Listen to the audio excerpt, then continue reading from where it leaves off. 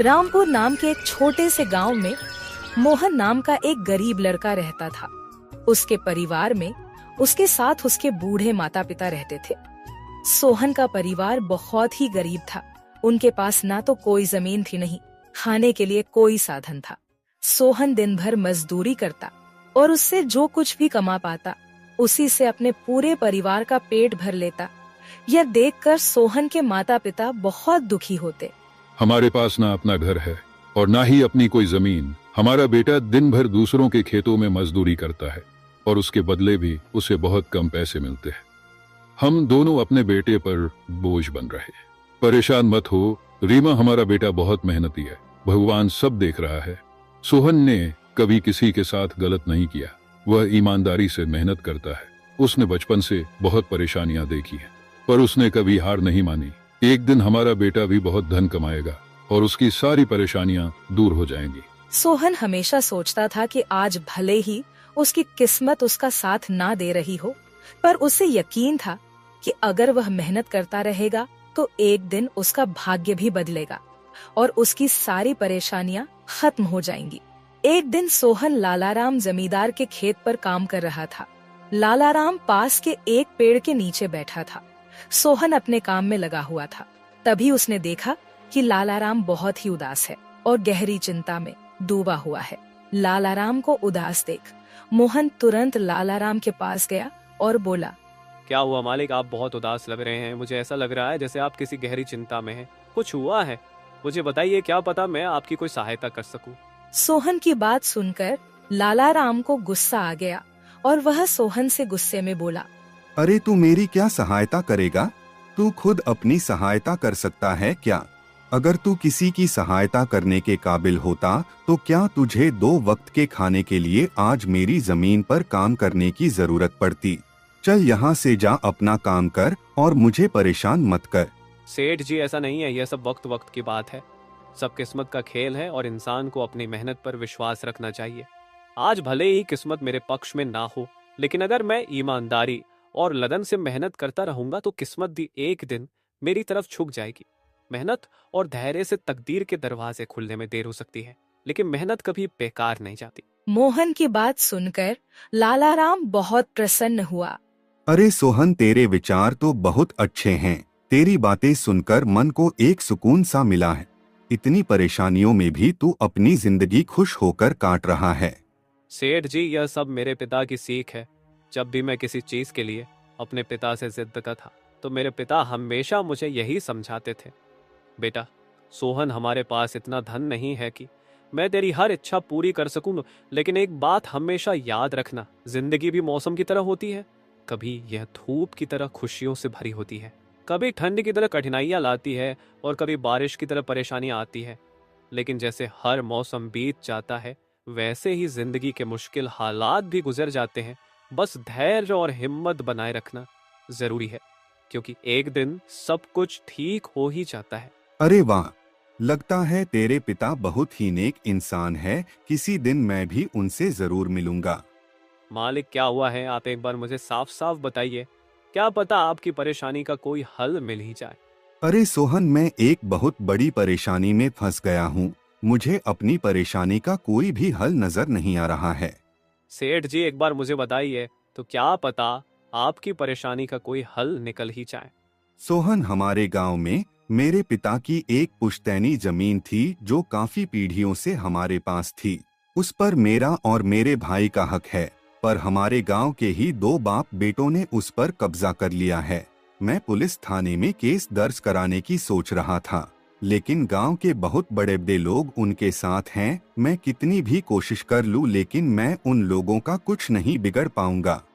अब तो उन लोगों ने उस जमीन पर खेती भी शुरू कर दी। मेरे पिता की पुश्तैनी जमीन मेरे हाथों से छीनी जा रही है, इसलिए मैं बहुत परेशान हूँ। मुझे समझ नहीं आ रहा मैं अब क्या करूँ। आप सही कह रहे हैं सेठ जी, अगर आप कानून का सहारा लेकर भी अपनी जमीन को वापस लेने की कोशिश करेंगे तो भी आप उनका कुछ नहीं कर पाएंगे। हाँ सोहन, अब तू ही बता मैं अब क्या करूँ। मैं तो सोच सोच कर परेशान हो गया हूँ। मेरी पुश्तैनी जमीन छीनी जा रही है और मैं कुछ भी नहीं कर पा रहा। सोहन ने कुछ देर सोचा और कहा, मालिक आप चिंता मत कीजिए, हर परेशानी का कोई ना कोई हल जरूर होता है। अगर आप चाहे तो एक तरीका है जिससे आप अपनी जमीन वापस पा सकते हैं। अगर ऐसा कोई तरीका है तो जल्दी बताओ सोहन, वह क्या तरीका है? सोहन ने लाला राम को अपनी सारी तरकीब पूरी तरह समझा दी। तरकीब सुनकर लाला राम मोहन से कहता है, अरे वाह सोहन, तू तो बहुत समझदार है, तूने तो बहुत अच्छी तरकीब बताई है। ऐसे तो मेरी जमीन मुझे जरूर मिल जाएगी, मैं तुझसे वादा करता हूँ। अगर तेरी यह योजना सफल हुई तो मैं अपनी जमीन का एक हिस्सा तेरे नाम कर दूंगा। अरे मालिक आप ऐसा क्यों कह रहे हैं? आप मेरे मालिक हैं, आपकी वजह से मुझे अपने घर के लिए 2 वक्त का खाना मिल जाता है। आपकी मदद करना तो मेरा फर्ज है, मुझे आपकी जमीन नहीं चाहिए, ठीक है? सोहन तुम बहुत नेक इंसान हो, कल से तुम इस काम पर लग जाओ। सोहन फिर से खेत में अपने काम पर लग जाता है। अगले दिन सोहन जगत और विनोद नाम के उन बाप बेटों के पास पहुंच जाता है जिन्होंने लाला राम की जमीन पर कब्जा कर रखा था। नमस्कार सेठ जी, मैं यहाँ से गुजर रहा था तो पास के लोगों ने बताया कि आपके यहाँ काम के लिए मजदूर की जरूरत है। क्या आपके यहाँ मुझे भी कोई काम मिल सकता है? अरे अरे, कौन हो तुम? तुमसे किसने कह दिया कि यहाँ मजदूर की जरूरत है? यहाँ किसी मजदूर की जरूरत नहीं है। सेठ जी मैं एक मजदूर हूँ, पास ही के गांव में रहता हूँ, काम की तलाश में इधर उधर भटक रहा हूँ। हर दिन कहीं ना कहीं काम मिल जाता है, बस उसी काम को करके अपना पेट पालता हूँ। कभी खेती कर लेता हूँ तो कभी कोई मजदूरी। यह तो ठीक है, पर हमारे यहाँ फिलहाल कोई काम नहीं है। सेठ जी मैंने तो सुना है कि आप लोग इस गांव के सबसे बड़े जमींदार हैं, आपके पास बहुत सारी जमीन है, इसलिए आपके यहाँ हमेशा मजदूरों की जरूरत रहती है। इसलिए मुझे लगा कि यहाँ मुझे कोई ना कोई काम जरूर मिल जाएगा। अरे भाई, मैंने कहा ना, यहाँ किसी भी मजदूर की जरूरत नहीं है। इसका मतलब लाला राम सेठ आपके बारे में सही कह रहे थे? लाला राम ने हमारे बारे में क्या कहा? अरे कुछ नहीं सेठ जी, चलिए तो मैं चलता हूँ। सेठ जी आपके यहाँ तो कोई काम नहीं है, मैं अपने लिए कहीं और कोई काम देख लेता हूँ। सोहन वहाँ से जाने लगता है। तभी जगत विनोद ने सोहन को रोककर यह पता लगाने के लिए बोलता है कि लाला राम ने सोहन को उन लोगों के बारे में क्या बताया है। अरे भाई इधर आओ, शायद तुम्हारे लिए हमारे पास एक काम है। सोहन तुरंत उनके पास चला गया और बोला, धन्यवाद सेठ जी, बताइए क्या काम है? आप जो भी काम बोलेंगे मैं हर काम करने के लिए तैयार हूँ। आखिर बूढ़े माँ बाप का पेट पालना है। अरे सब्र रखो, काम तो हम तुम्हें बता ही देंगे। पहले यह बताओ कि लाला राम हमारे बारे में क्या कह रहा था। सेठ जी मैं पहले लाला राम सेठ के यहाँ काम करता था, पर वह बहुत ही कंजूस और बदतमीज आदमी है। मैं उनकी यहाँ दिन रात मेहनत करता, पर इतनी मेहनत करने के बाद भी वो मेरी सही मजदूरी नहीं देता था। इस बात पर कल मेरी उससे बहस हो गई थी। फिर क्या हुआ? लाला राम ने हमारे बारे में क्या कहा? जब मेरी सेठ लाला राम से बहस हो रही थी तब उसने मुझे कहा कि पूरे गांव में उनसे ज्यादा मजदूरी कोई नहीं दे रहा। तो मैंने गुस्से में कह दिया कि गांव के सबसे बड़े जमींदार जगत सेठ और विनोद सेठ सबसे अच्छी मजदूरी देते हैं, इसलिए उनके यहाँ हमेशा काम करने वालों की भीड़ रहती है। हाँ भाई, बिल्कुल सही कहा था। आखिर हम गांव के सबसे बड़े जमींदार हैं। हमारा फर्ज है कि जो भी मजदूर हमारे यहाँ काम करता है उसे उसकी मेहनत के हिसाब से सही मजदूरी मिले। वाह सेठ जी, आपने बहुत अच्छी बात कही। लाला राम सेठ कभी भी आपकी बराबरी नहीं कर सकता, वह तो शायद आपके जितना भी नहीं सोच सकता। जगत और विनोद सोहन की चापलूसी भरी बातों में आ जाते हैं और उसे अपने यहाँ काम पर रख लेते हैं। चलो अब काम की बात करते हैं। तुम एक अच्छे इंसान लगते हो, हमें अपने खेत पर काम करने के लिए तुम्हारे जैसे ही एक मजदूर की जरूरत है। कल से ही काम पर आ जाना। कुछ दिन ऐसे ही बीत गए। एक दिन जगत अपने बेटे विनोद से बोला, विनोद बेटा, यह सोहन तो बहुत मेहनती है, यह अकेले ही 4 लोगों का काम कर देता है। अच्छा हुआ कि हमने इसे रोक लिया। हाँ पिताजी, आप सही कह रहे हो। सोहन बहुत मेहनती है, इसके जितना काम शायद ही कोई और करता होगा। ये पूरा दिन यहाँ काम पर अकेला लगा रहता है। सोहन की मेहनत ने जगत और विनोद का दिल जीत लिया। कुछ दिन और बीत गए। एक शाम जगत और विनोद अपने खेतों का दौरा कर रहे थे। जब वे अपने खेत पर पहुँचे तो देखा कि सोहन इतने देर तक भी काम कर रहा था। सोहन भाई, अब तो रात होने वाली है, तुम इतनी देर तक काम क्यों कर रहे हो? अब घर जाओ और आराम कर लो। सेठ जी हमारी किस्मत में आराम कहाँ है? घर पर बूढ़े माँ बाप है, काम नहीं करूंगा तो उनके लिए 2 वक्त का खाना कहाँ से जुटा पाऊंगा? घर पर बैठकर आराम करने से अच्छा है कि मैं काम करूं। इस तरह मेरा मन भी लगा रहता है। तुम बहुत मेहनती हो सोहन, आज का काम यहीं छोड़ दो और घर जाकर आराम करो। नहीं सेठ जी, इसकी कोई जरूरत नहीं है। मैं काम करने में खुश हूँ। आप लोग जाइए, मैं ठीक हूँ। ठीक है सोहन, फिर हम जाते हैं। जब तुम्हारा मन करे काम खत्म करके अपने घर चले जाना, ठीक है। इसके बाद जगत और विनोद खेत को सोहन के भरोसे छोड़कर चले गए।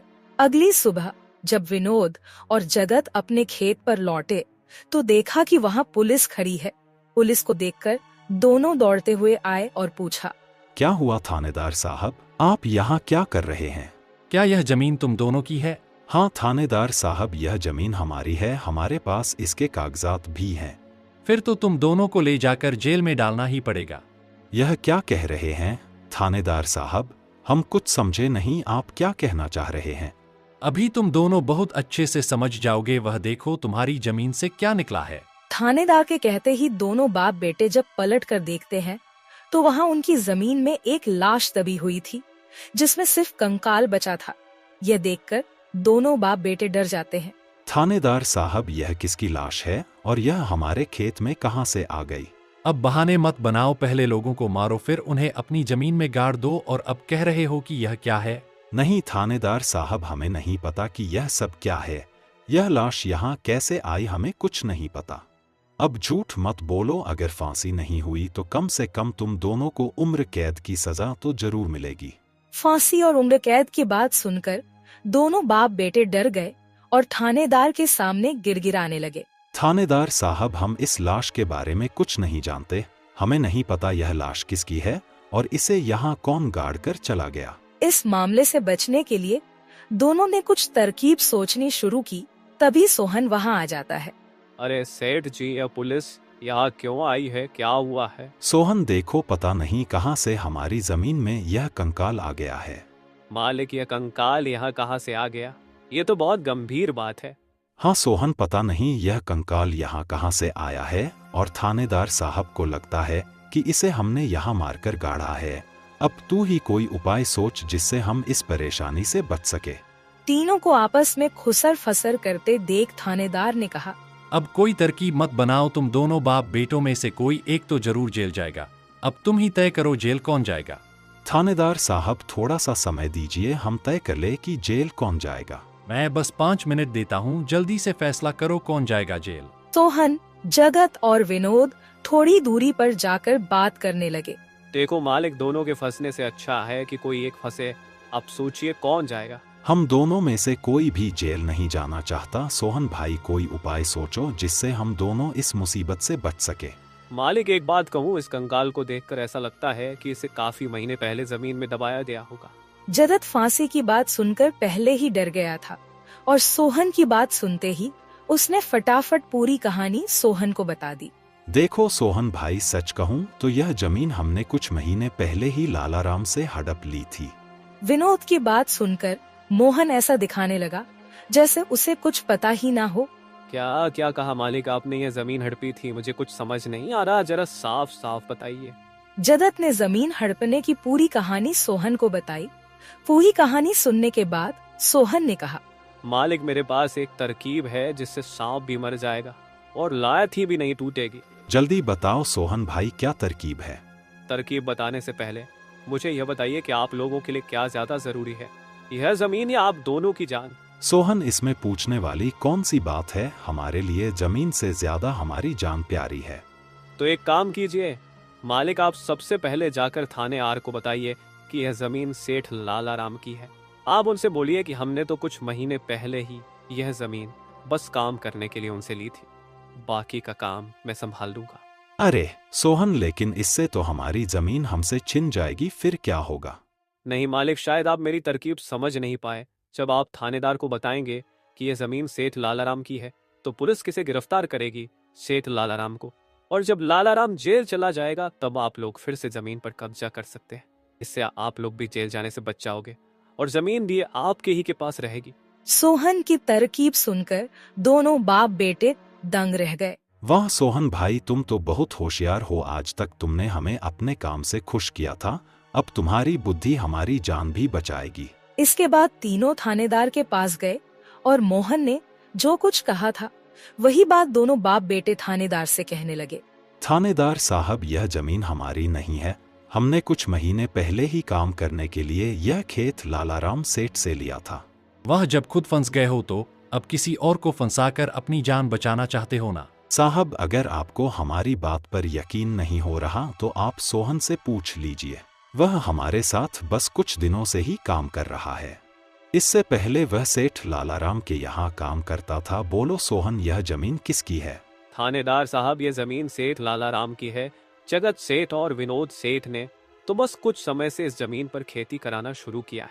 सोहन की बात सुनकर थानेदार ने सोहन से कहा, सेठ लालाराम को बुलाने के लिए कहो। सोहन, तुम एक काम करो, जाओ और सेठ लालाराम को बुलाकर लेकर आओ। सोहन तुरंत जाकर सेठ लालाराम को बुला लेता है, परंतु लालाराम अपने साथ गांव के सरपंच को भी अपने साथ ले आता है। यहाँ क्या हो रहा है? यहाँ इतने लोग क्यों जमा है? देखिए सरपंच जी, इन दोनों की जमीन से एक कंकाल निकला है और अब यह लोग कह रहे हैं कि यह जमीन इनकी नहीं है बल्कि सेठ लालाराम की है।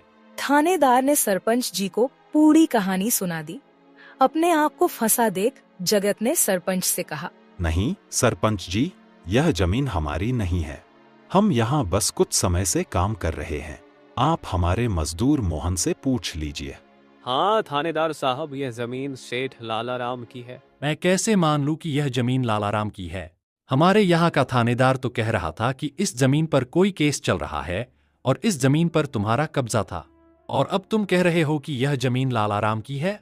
नहीं साहब, हमने लालाराम के साथ धोखा किया था। हम बस इस जमीन को हड़पना चाह रहे थे, लेकिन अब हमें यह जमीन नहीं चाहिए। अगर आप चाहें तो हम केस भी वापस ले लेंगे। थानेदार साहब, आप जाइए, बाकी का काम अब हम संभाल लेंगे। सरपंच के कहने पर थानेदार वहां से चला जाता है। सरपंच ने लालाराम से कहा, अब बताओ, यह कंकाल यहाँ कैसे आया? तुमने किसे मारकर यहाँ गाड़ा है? अरे साहब, यह तो नकली कंकाल है। इन दोनों ने मिलकर मेरी जमीन हड़प ली। मैंने और मोहन ने मिलकर यह तरकीब सोची थी ताकि इन दोनों से सच निकलवा सकें।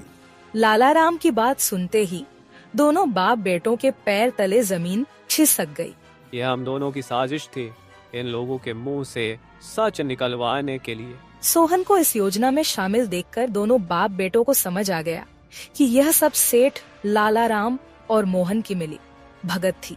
दोनों बाप बेटों के पास अपनी गलती मानने के सिवा कोई चारा नहीं था। हमें माफ कर दीजिए सरपंच जी, हम लालच में आ गए थे। हमें माफ कर दीजिए। हम आज के बाद यह गलती कभी नहीं करेंगे और यह जमीन भी सेठ लालाराम को वापस दे देंगे।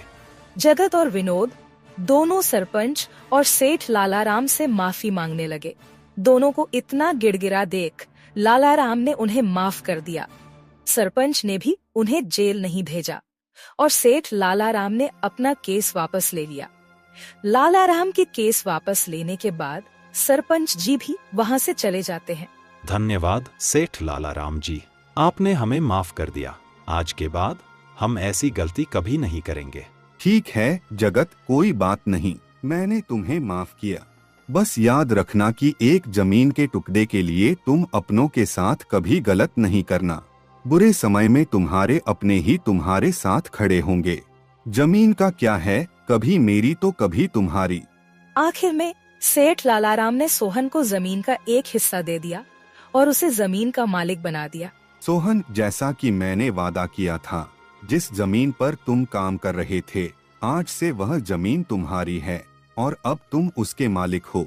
नहीं मालिक, इसकी कोई जरूरत नहीं है। याद करो सोहन, तुमने मुझसे क्या कहा था? बस मेहनत करते रहो, एक दिन तकदीर का दरवाजा जरूर खुलेगा। तो समझो तुम्हारी तकदीर का दरवाजा खुल चुका है और अब तुम भी जमीन के मालिक हो। अब से तुम्हें किसी और के यहाँ काम करने की जरूरत नहीं पड़ेगी। इस तरह मोहन ने अपनी मेहनत और बुद्धि से सेठ लालाराम को उसकी जमीन वापस दिलाई और दोनों ठगी करने वाले बाप बेटों को भी सबक सिखाया। इस तरह मोहन ने अपनी मेहनत और चतुराई की मदद से अपनी फूटी किस्मत बदल दी और अब वह भी एक बड़ी जमीन का मालिक बन गया था।